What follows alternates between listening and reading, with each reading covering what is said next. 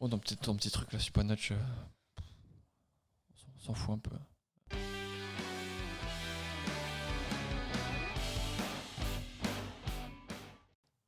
L'intermède privé, intermède musical restera privé. Hein. On a fait une petite intro musicale. Bon, Chanter. bon matin. Bon matin, good morning. Comme ils disent en Allemagne. En avant, En avant. let's go. Nouveau mode de podcast. On a décidé pour l'instant, en tout cas, on est preneur d'ailleurs de retour, de changer un peu notre mode de questionnement et de ne plus. Pardon. Si, on garde quand même. Oui, tout à fait. Non, mais enfin de faire un mode de questionnement, mais est-ce qu'on va garder la boîte ou pas? Ouais, on va garder la boîte. D'accord, ok. On va sûrement garder la boîte. On est Désolé, bien. j'avais pas suivi. On Ok. est bien.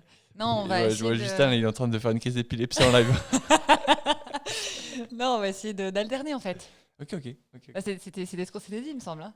Donc on va tenter d'alterner et puis on va s'améliorer chaque semaine. Hein. Ok, désolé pour cet intermède confus. Donc l'idée c'est de tourner peut-être les thèmes différemment. Donc on est parti de la question le jour où. 3 petits points. C'est ça. Et l'idée, c'est bien évidemment chaque semaine d'aborder un thème. Donc, soit le jour où on a potentiellement échoué, raté quelque chose, ou le jour où, au contraire, on a eu un vrai succès. C'est ça. Le but étant vraiment de montrer les deux faces, les deux côtés, alors ou de notre business actuel ou du passé, ou des deux, pour vraiment avoir une vue qui, je l'espère et on l'espère, soit la plus euh, réaliste possible. Hein. On a beaucoup de succès comme tout le monde, on a beaucoup d'échecs comme tout le monde aussi, et malheureusement plus d'échecs que de succès, mais au final les succès sont plus gros que les échecs, donc au final ça se balance. On y va. Ouais, Du, en du, avant. du coup, le jour où tu as eu ton plus gros échec. C'est moi qui ai su les plâtres. Oui, tout à fait. Est-ce que tu t'en souviens? Ouais, alors c'est un échec, je pense, qui s'échelonne sur presque, j'allais dire plusieurs mois, peut-être plusieurs années. Ah, quand même. Ouais. Euh, mais qui au final, in the big scheme of things, est une victoire. Mais je vais. Il va falloir que tu expliques ça, là, parce Euh, que c'était pas... Exactement. Mais je vais essayer peut-être de Contextualisé. contextualiser tout à fait pour que les gens, tu vois, se mettent peut-être à ma place et comprennent tous les enjeux en fait qui étaient en jeu justement. Donc on est en 2017. Ah, c'est il n'y a pas si longtemps que ça. Non, c'était pas si longtemps que ça, donc il y a 3 ans et demi, 4 ans. Donc je suis à Londres, donc je suis ingénieur d'affaires à Londres, je manage une belle équipe, des beaux clients, super. Costume 3 pièces gris, cravate rose, le standard qu'on peut espérer dans une entreprise de conseil par exemple. Et je m'amuse beaucoup dans ce que je fais. Et là, alors j'aime bien dire ça parce que j'aime bien quand les gens disent ça, donc je vais le dire aussi. Et là, je me fais chasser. Et les gens, ils aiment dire je me suis fait chasser, je me suis fait repérer par une entreprise. Et là, du coup, j'ai un appel qui vient de nulle part d'un chasseur d'une chasseuse de tête pour le coup, qui me dit donc voilà, on vous a repéré sur LinkedIn, blablabla. Bla, bla, bla, bla. Elle me dit ce qu'il faut pour que j'accepte de faire un entretien Ah ouais. avec une autre entreprise. Euh, pour le coup, moi je suis très bien là où je suis, je m'éclate dans ce que je fais et vraiment ça se passe très bien. Donc a priori, aucune raison de changer. Donc bref, je fais les entretiens au téléphone, ça se passe d'abord avec elle, je la rencontre, ça se passe bien. Euh, donc c'est pour une autre boîte de conseil, concurrente de la nôtre. Euh, et du coup, elle me dit, bah, écoute, très bien, tu as passé plusieurs étapes du processus de recrutement, il est temps de rencontrer le PDG de l'entreprise. Donc, dans le cadre d'un de mes déplacements perso à Paris, je rencontre le PDG de cette autre boîte. On mange ensemble et ça se passe très très bien. Donc vraiment super fit, c'est vraiment très bien passé. Euh, du coup, il m'invite à manger. On parle de tout et de rien. On parle aussi du business et de potentiellement la mission. Et ma mission, en fait, c'était de reprendre en fait un de leurs pays. Donc, de reprendre toutes les organisations. Donc, je ne sais pas si les gens sont comment dire, familiers avec ce secteur-là. En fait, en général, les entreprises de conseil sont organisées comme beaucoup d'entreprises d'ailleurs, hein, par business unit, par pays, avec à chaque fois un responsable de pays qui est en charge de tout le business pour tout le pays. Après, évidemment, c'est une organisation classique, pyramidale, etc. Donc là, ils avaient des gros enjeux sur un pays en particulier. Et j'étais en lice pour reprendre ce pays. Bref, ça se passe bien, je retourne à Londres, je reprends mon train-train quotidien qui se passe bien, etc.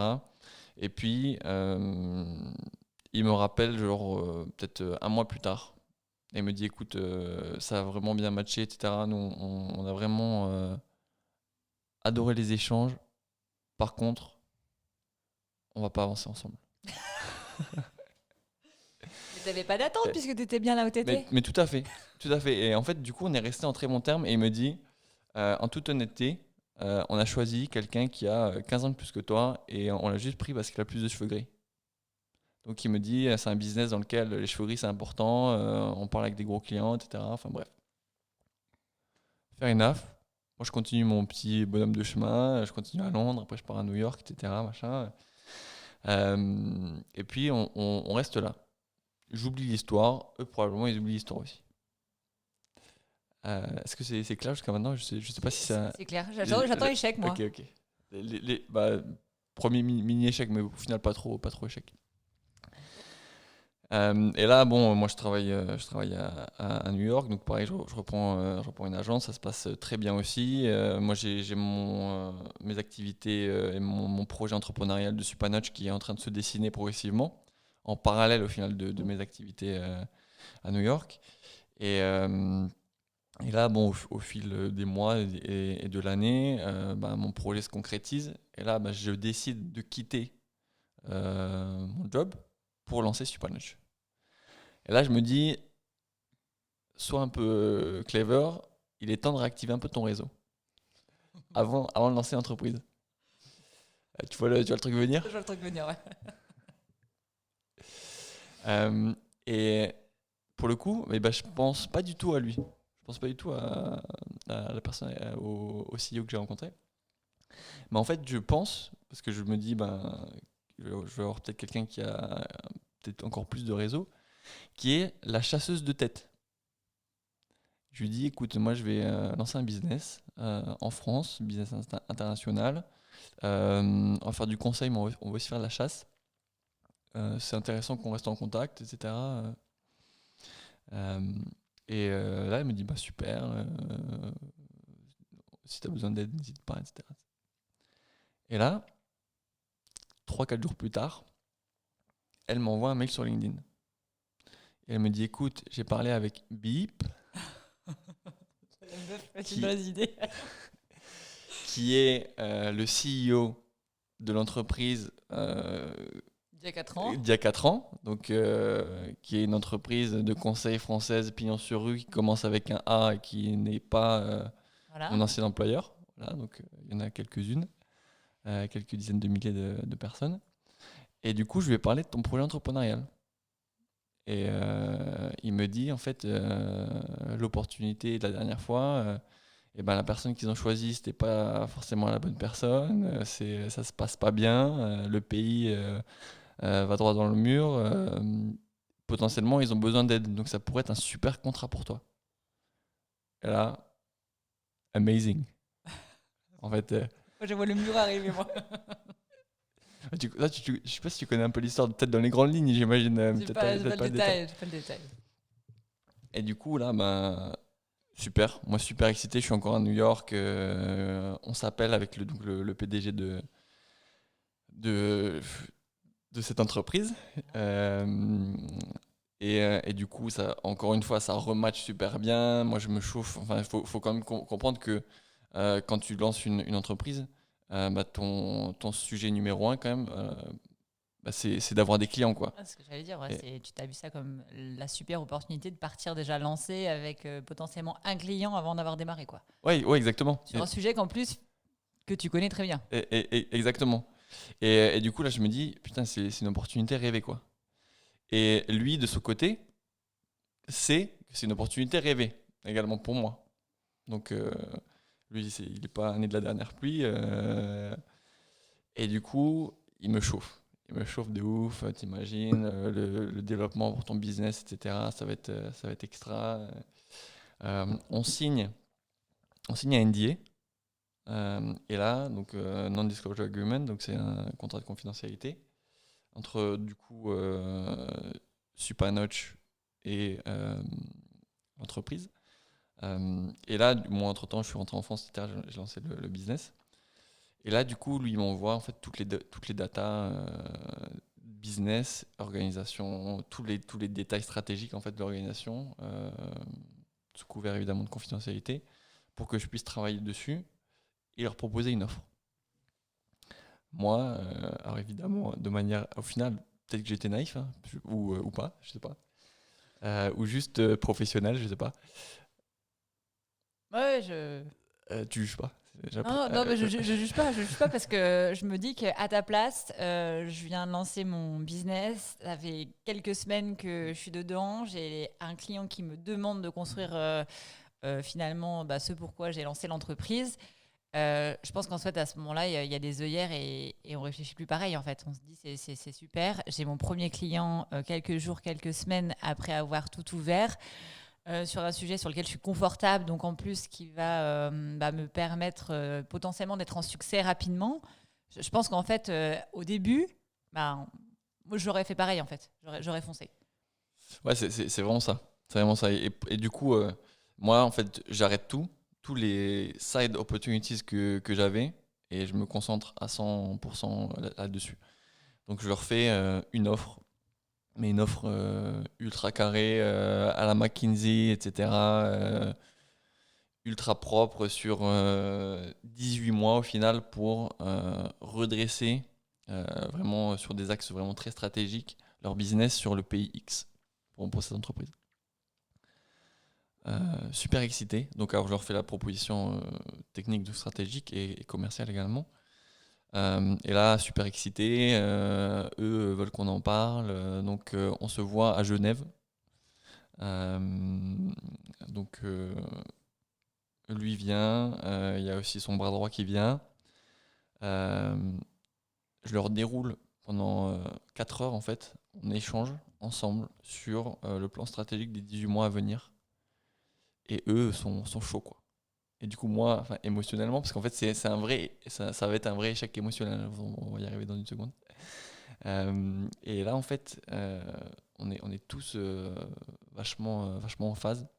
Et du coup, moi, comme tu l'as dit, je projette inconsciemment un succès inespéré pour la boîte, quoi. Ouais, avec 18 mois de contrat. Ouais, Je veux dire, exactement.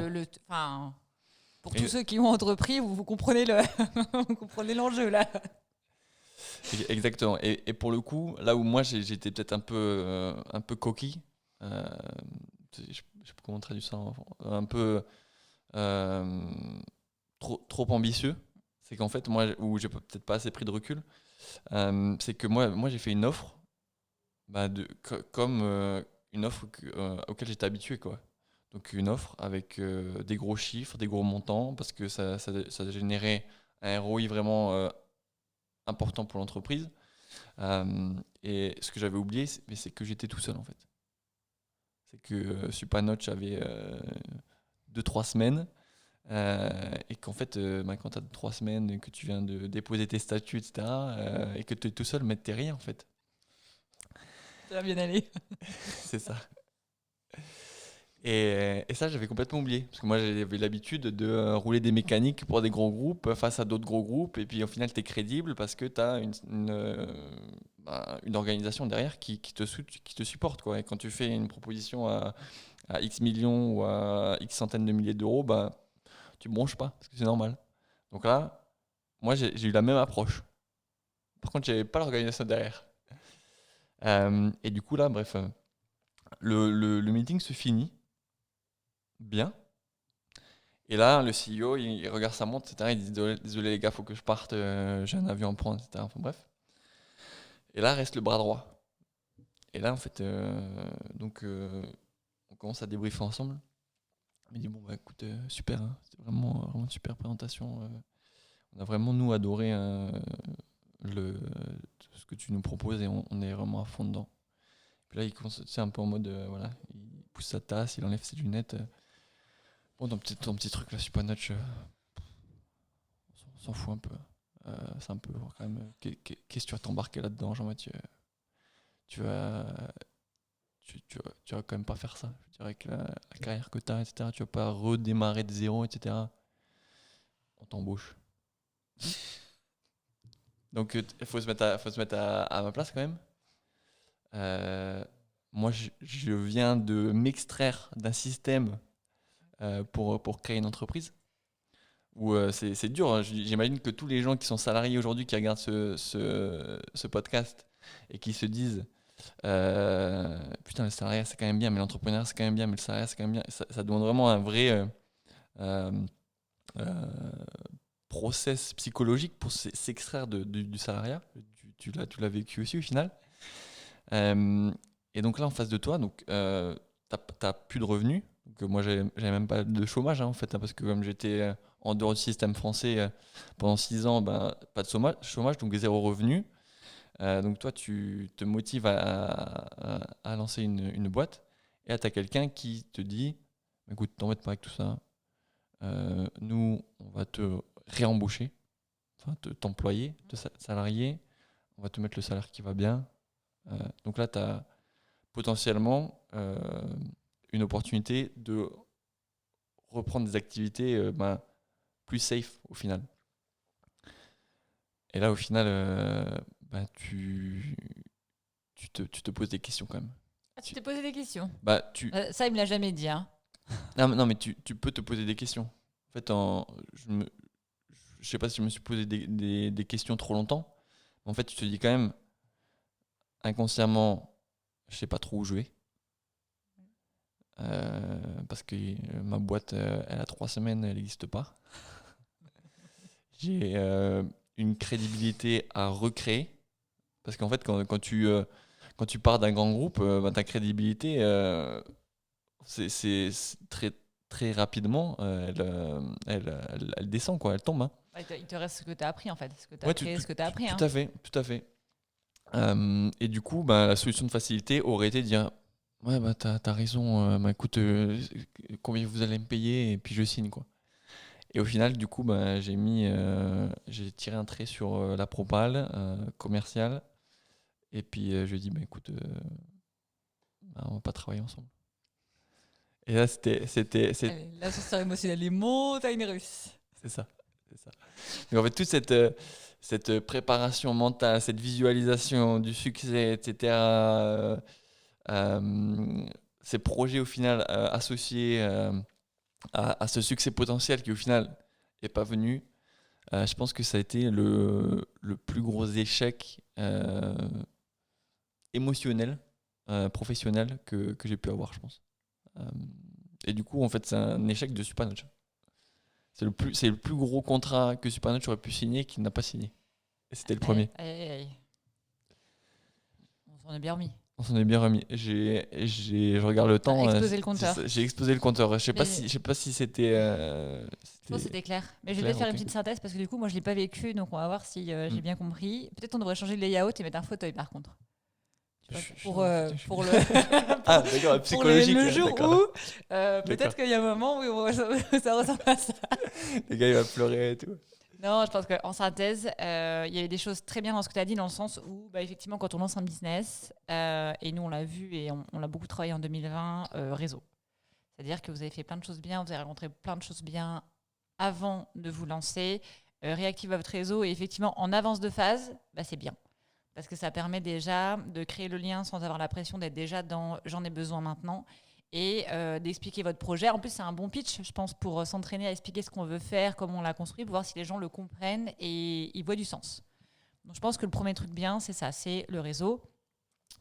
Le deuxième, je pense que tu l'as pas dit, mais dans ta proposition, j'imagine que tu as été, te connaissant maintenant, hein, ultra détaillé, ultra précis, avec un maximum d'informations.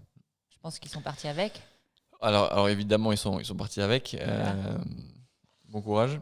Euh, par contre, ce travail-là, en fait, et ce temps, cette énergie que j'ai investi là-dedans, j'ai pu la redéployer également après pour d'autres clients avec lesquels, du coup, on a fait du business. Et c'était pas du temps perdu. C'est pas du temps perdu parce que ça te permet aussi, ça m'a permis de me poser, ça m'a permis de réfléchir à des sujets, les fondamentaux sur lesquels eux étaient vraiment en grosse galère. C'est des fondamentaux sur lesquels énormément d'entreprises sont en difficulté et et pour lesquels nous, pour le coup, en tant que business, on a une maîtrise.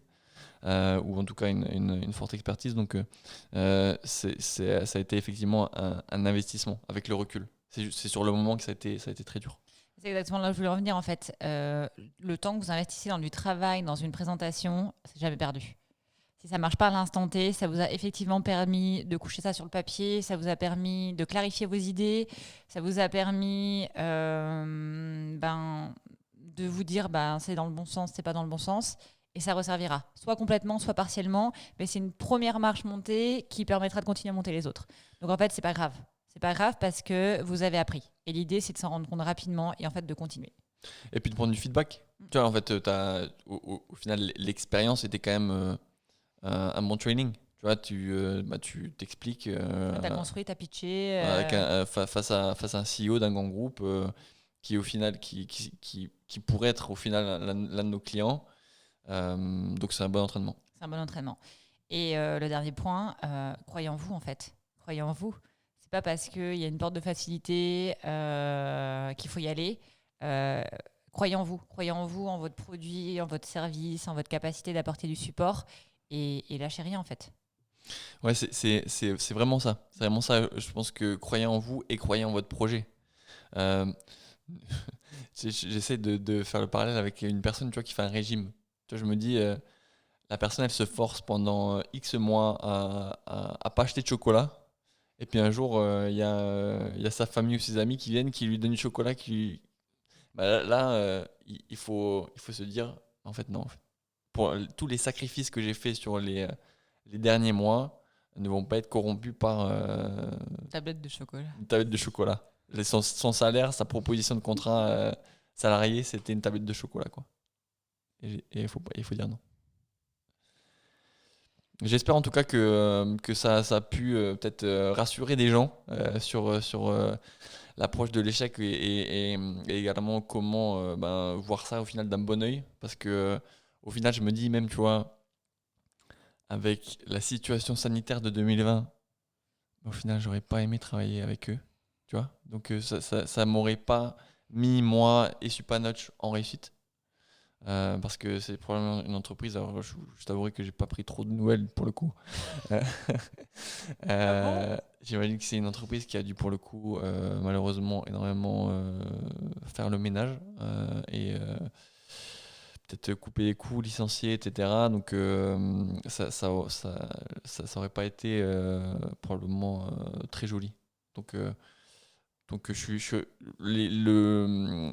karma en général fait au final bien les choses. Et au final, c'est un mal pour un bien. On arrête là-dessus. On arrête là-dessus.